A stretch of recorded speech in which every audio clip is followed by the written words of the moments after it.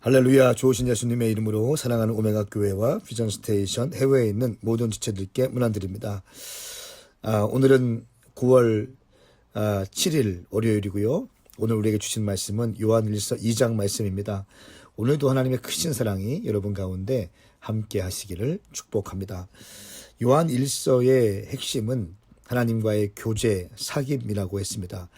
근데 그 하나님과의 교제는 어떻게 가능한가? 예수 안에 있을 때 가능하다.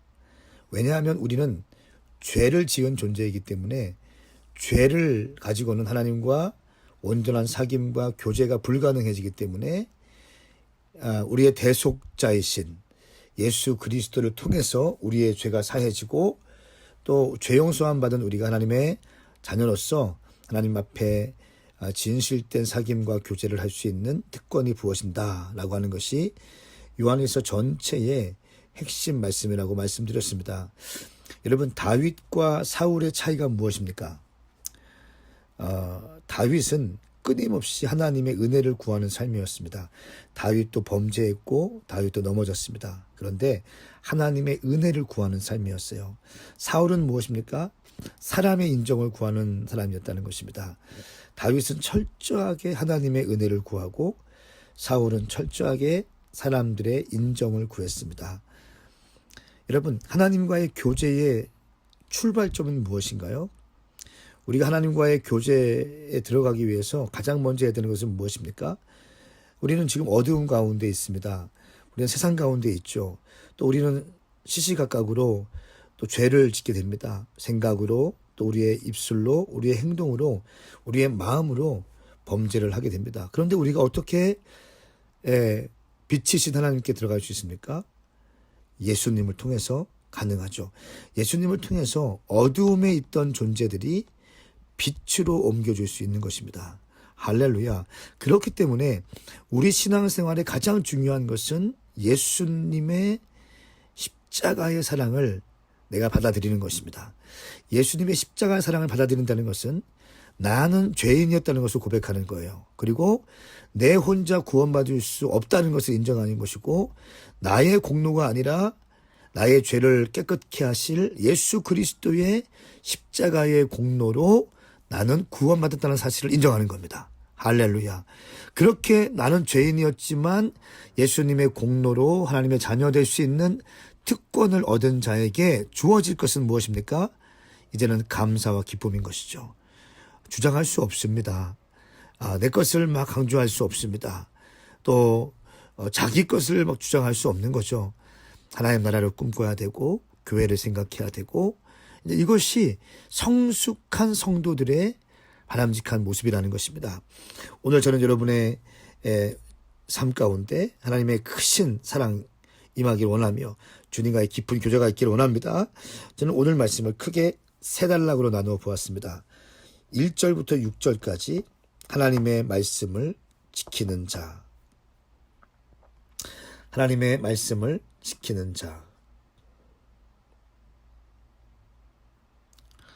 하나님의 말씀을 지키는 자에게 하나님의 사랑이 이루어진다. 이렇게 해도 좋을 것 같습니다. 7절부터 17절까지는 하나님의 뜻을 행하는 자는 영원히 산다. 하나님의 뜻을 행하는 자는 영원히 산다. 18절부터 29절까지는 이단들을 조심하라. 그리고 마지막 때와 기름 부으심. 마지막 때와 기름 부으심. 이렇게 제목을 붙여보았습니다. 1절 말씀 함께 읽겠습니다. 내 자녀들이여, 내가 이 편지를 여러분에게 쓰는 것은 여러분이 죄를 짓지 않도록 하려는 것입니다. 그러나 만일 누가 죄를 짓더라도 아버지 앞에서 변호해 주는 분이 계시는데 그분은 곧 의로우신 예수 그리스도이십니다. 아멘. 아멘. 우리를 변호해 주신다. 이런 보혜사 성령이 헬라어로 파라클레토스입니다. 파라클레토스 무슨 말인가 하면 뭐뭐 옆에서 지켜주시는 분, 이런 뜻입니다. 우리 옆에서 우리를 변호하시고 우리를 보호하시고 우리를 상담하시고 해야 될 말을 기억나게 하시는 분이 성령님이시다. 그런데 오늘 말씀에는 그분은 바로 예수 그리스도입니다 라고 고백하고 있습니다. 예수 그리스도의 십자가의 보혈로 우리는 구원받게 됐고 구원받는 자에게는 성령을 보내주시는 거죠. 예수를 주라 시인할 수 있는 것은 내 의지와 논리와 학문의 결과가 아니라 성령께서 내 안에 계시다는 증거가 됩니다. 누구든지 성령이 아니시고는 그리스도를 주라 시인할 수 없느니라 말씀하고 있습니다. 자, 3절부터 6절까지의 말씀을 또 보십시오. 먼저 2절 말씀 보실까요? 그분은 우리 죄를 대속하는 화목제물이십니다. 그리고 우리 죄뿐 아니라 온 세상의 죄를 위한 제물이십니다. 할렐루야. 예수님은 화목제물이시다. 모든 인류를 구원하시기 위한 하나님의 독생자이자 화목제물이다.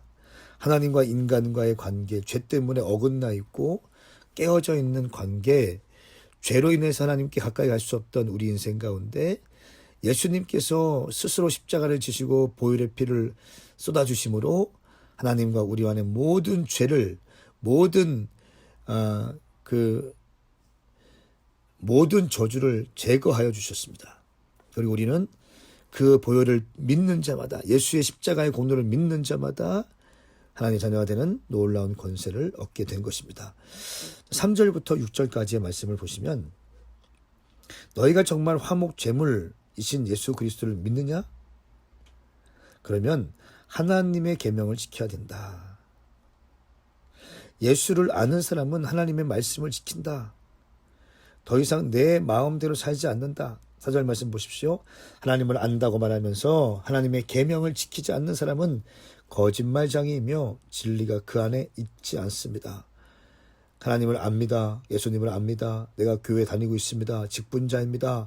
라고 하면서 하나님의 계명을 알고 있으면서도 지키지 않는 자는 거짓말하는 것이고 진리가 그 사람 안에 있지 않습니다. 할렐루야. 성경은 인간의 만홀히 여김을 당하지 않습니다. 5절 말씀에 그러나 누구든지 하나님의 말씀을 지키면 하나님의 사랑이 참으로 그 사람 안에 완전히 이루어집니다. 말씀을 지키면 하나님의 사랑이 이루어집니다. 그리고 우리가 말씀을 지키는 것으로서 우리가 하나님 안에 있음을 알게 됩니다. 라고 말씀하고 있습니다. 그러면서 7절부터 이제 17절까지 하나님의 뜻을 행하는 자는 영원히 산다 라고 하는 그런 단락인데요. 7절부터 11절까지 먼저 보십시다. 참빛이 등장합니다. 참빛이신 예수 그리스도를 통해서 우리는 옛 계명과 새 계명을 배우게 되는데 이 새 계명을 통해서 우리의 새로운 인생이 시작되어진다. 그것은 바로 이웃사랑하는 것이다. 또 우리가 용서할 수 없는 사람들을 용서하는 것이다. 예수님을 경험하면 은혜 안에 살 수 있다. 9절 말씀 보십시오. 누구든지 빛 가운데 8절 말씀 그 전에 참빛이 비치고 있기 때문입니다. 이 세 계명은 하나님께서도 참되고 여러분에게도 참된 것입니다. 어둠이 지나가고 이미 참빛이 비치고 있기 때문입니다. 누구든지 빛 가운데 있다고 하면서 자기 형제를 미워하는 사람은 아직 어둠 속에 있는 것입니다. 말씀하고 있습니다. 아직 어둠 가운데 있는 자. 자기 형제를 사랑하는 사람은 빛 가운데 있다.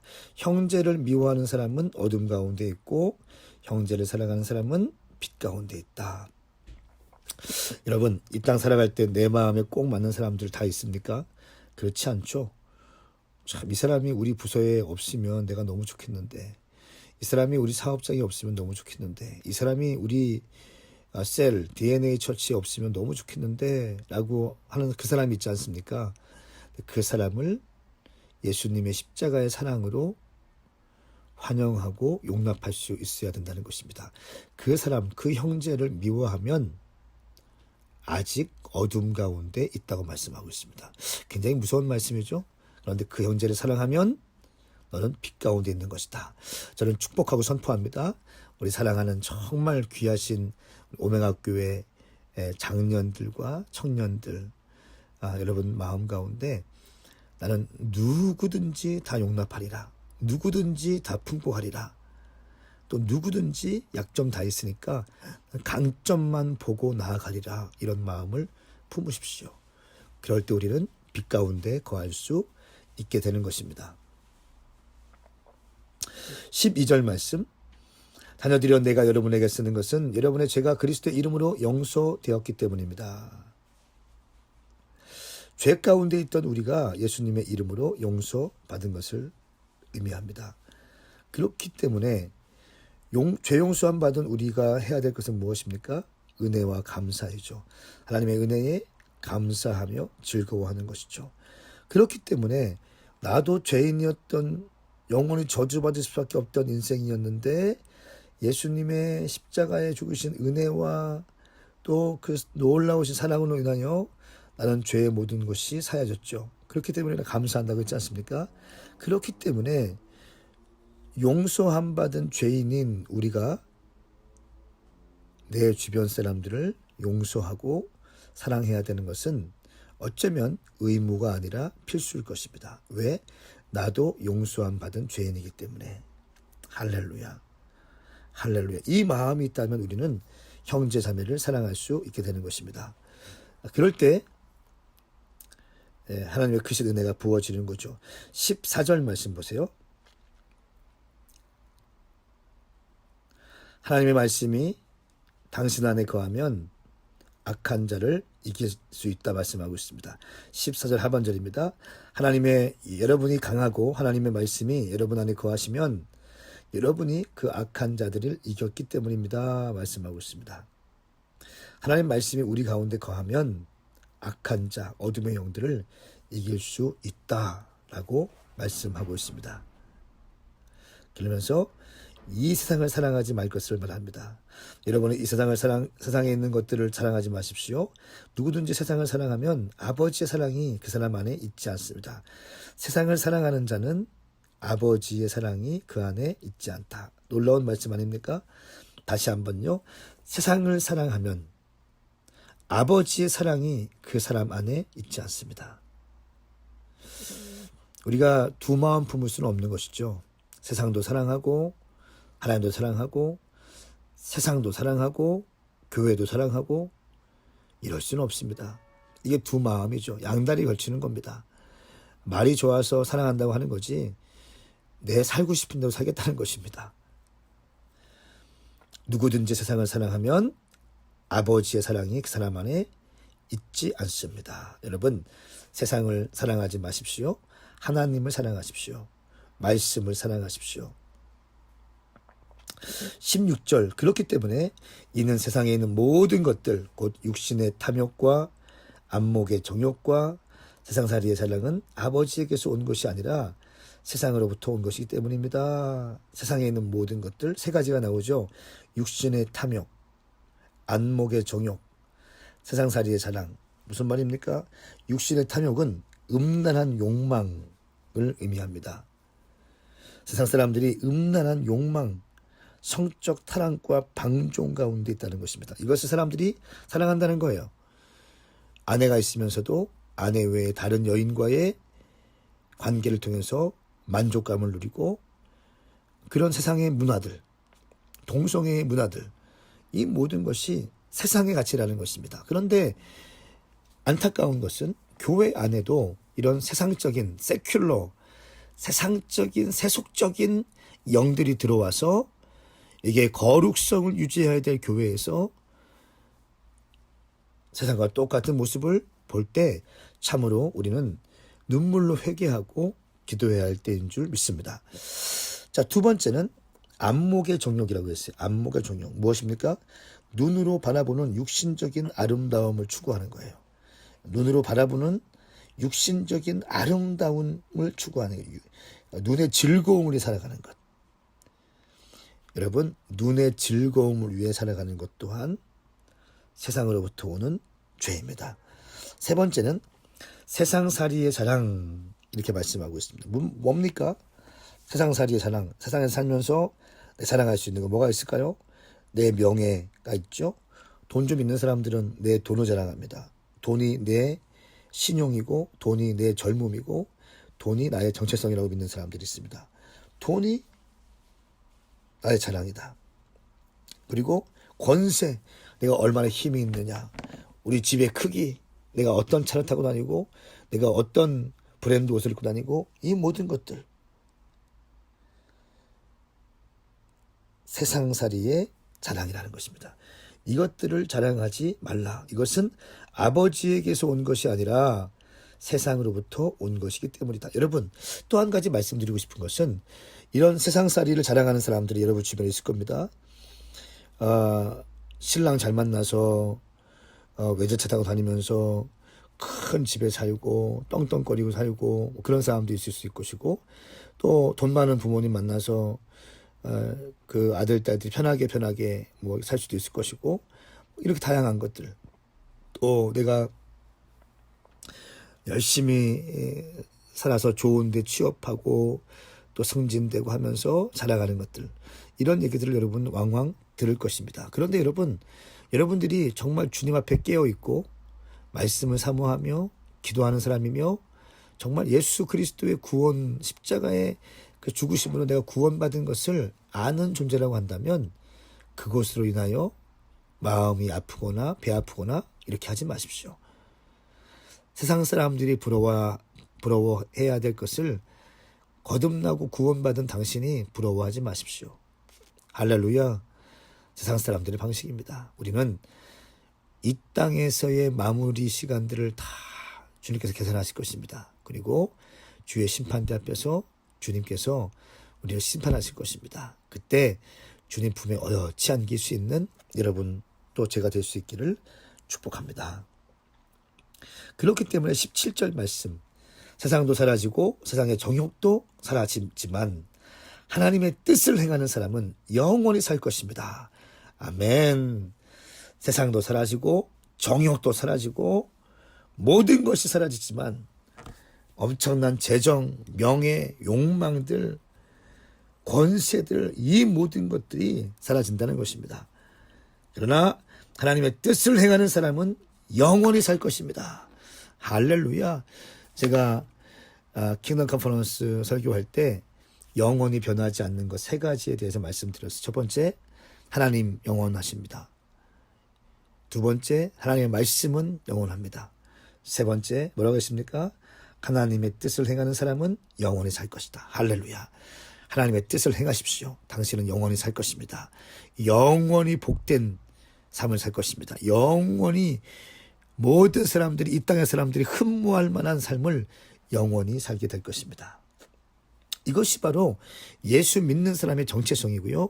이것이 우리의 자존심이 되어야 됩니다. 아멘. 통장의 은행 잔고가 당신의 정체성이 아니에요. 다시 한번요. 집의 크기가 당신의 정체성이 아닙니다. 당신의 지금 사회적인 포지션이 정체성의 전부가 아니, 일부는 될 수 있습니다.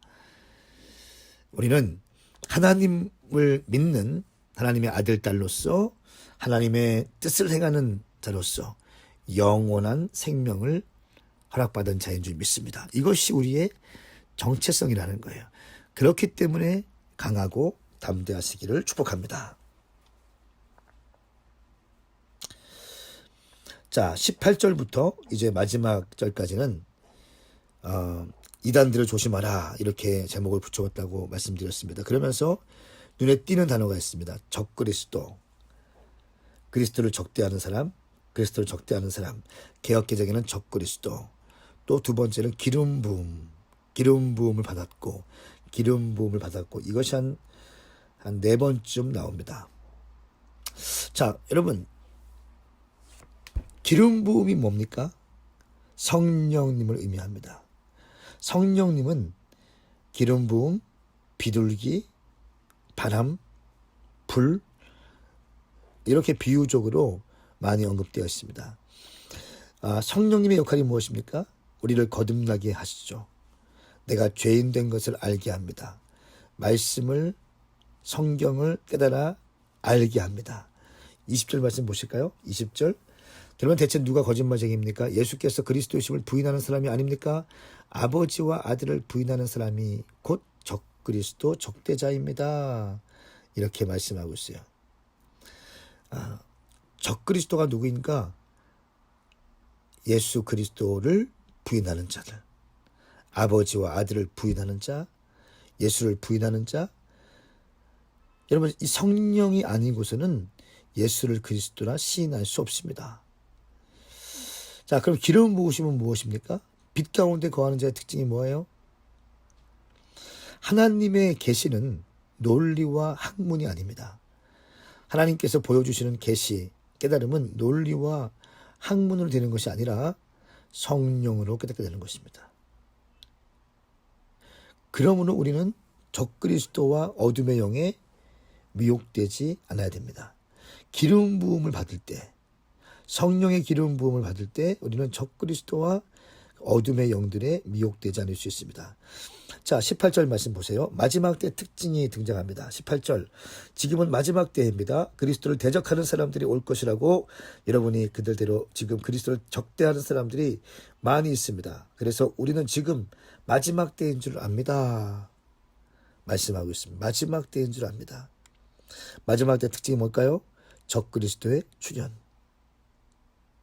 그런데 19절 말씀 보니까 이 적그리스도는 그리스도를 대적하는 사람들은 19절 말씀에 그들이 우리에게 나갔지만 그들은 우리에게 속했던 것은 아닙니다. 그들이 우리에게 속했더라면 우리와 함께 머물렀을 것입니다. 무슨 말입니까? 이게 무슨 말일까요? 그리스도를 대적하고 적그리스도는 교회 안에 있던 사람이라는 겁니다. 교회 안에 있던 사람들이지만 그들은 성령의 기름 부으심을 받지 못했던 사람입니다. 이 말입니다. 그들이 우리에게 속했던, 우리에게서 나갔지만, 교회에서부터 나가서 따로 이단 짓을 하고 있지만 우리에게 속했던 것은 아닙니다. 우리에게서 나갔지만 우리에게 속한 것은 아닙니다. 교회에게서 나갔지만 우리에 속한 것은 아닙니다. 뭡니까? 성령님의 기름 부으심 안에 있던 사람들은 아닙니다. 라고 말씀하는 것입니다.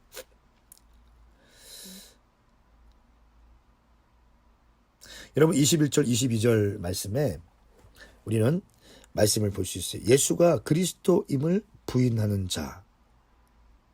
적그리스도의 특징을 말씀하고 있습니다. 예수가 그리스도임을 부인하는 자. 또 아버지와 아들을 부인하는 자. 적그리스도라는 것입니다. 그러니까 오늘날 많은 사람들이 적그리스도화되고 있습니다. 예수를 그리스도로 인정하지 않습니다. 하나님과 독생자 예수에 대한 인격을 모독하고 무시하고 성경을 짓밟는 자들, 이 적그리스도적인 인생이라는 것입니다. 7절 말씀에 기름 부어 주신 것이 여러분 안에 머무름으로 아무도 여러분을 가르칠 필요가 없습니다. 그리스도께서 기름 부어 주신 것이 여러분에게 모든 것을 가르쳐 주십니다. 기름 부으심이 가르쳐 주십니다. 그 가르침은 참되고 거짓이 없으니 여러분 가르치신 그대로 그리스도 안에 머무르십시오. 말씀하고 있습니다. 무슨 말입니까? 이제 기름 부으심 안에 머물러 있으라는 것입니다. 무슨 말입니까? 성령님과 교제하십시오. 할렐루야. 성령님과 교제하십시오. 예수 믿은 당신, 어둠에서 예수의 보혈로 빛 가운데 옮겨온 당신, 거기에서 끝나는 것이 아니라 세상에 있는 육신의 탐욕, 안목의 정욕, 세상살이의 사랑을 다 치워라. 오직 하나님의 뜻을 행하는 사람이 영원하다고 했으니 하나님의 뜻을 행하라. 그리고 마지막 때의 특징은 적그리스도가 주려한다는 것이고, 그렇기 때문에 당신은 성령님의 기름 부으심 안에 머물러 있어라. 그럴 때 하나님과의 친밀한 교제가 지속될 것이다. 말씀하고 있습니다. 사랑하는 여러분, 오늘 이 말씀 아주 간단한 말씀입니다. 예수 믿은 사람들이 성령 안에 머물러 있어야 됩니다. 교리가 아니라 성령입니다. 성령 안에 머물러 있을 때 우리는 하나님의 진실된 사랑 안에 거할 수 있는 것입니다. 성령님의 기름 부으심 안에서 우리는 하나님과 교제하면서 하나님 아버지의 마음을 느낄 수 있다는 것입니다. 저는 바라건대 여러분 모두가 하나님과 함께 성령님과 함께 동행하실 수 있기를 예수님의 이름으로 축복합니다. 또 한 가지, 마지막 때는 적그리스도가 많이 출현한다. 어디에서 시작되는가? 교회 안에서 시작된다. 그들은 성령의 기름 부음을 받지 못한 자들이다. 그렇기 때문에 마지막 때에 다른 영을 받지 않는 건 너무 중요합니다. 여러분, 교회를 중심으로, 말씀을 중심으로 신앙생활 하십시오. 그렇게 될 때 여러분의 영은 보호될 것이고 세상에서 맛볼 수 없는 안정감이 당신 가운데 부어질 것입니다. 할렐루야. 이 말씀이 당신 가운데 심겨질지어다. 기도하겠습니다. 거룩하신 주님, 오늘 이 말씀이 사랑하는 동역자들, 우리 집사님, 권사님, 장로님, 셀리더들, 인턴 마리아 사역자들, 청년들, 장년들 가운데 말씀이 심겨지게 하여 주십시오. 주님, 특별히 말씀을 듣는 분들 가운데 우울한 마음이 있습니다. 우울한 마음이 있고 부정적인 생각들이 자꾸 떠오르는 사람들이 있습니다. 내가 이 시간 나사렛 예수님의 이름으로 명하노니 지금 이 기도를 받는 모든 성도들 가운데 기쁨과 즐거움과 샬롬의 영이 부어질지어다. 근심 걱정 다 뒤로하게 하시고 예수 그리스도를 신뢰케 하여 주시옵소서. 감사드리며 예수님의 이름으로 축복하며 기도하옵나이다. 아멘. 아멘. 사랑하는 여러분, 오늘도 승리하십시오. 샬롬.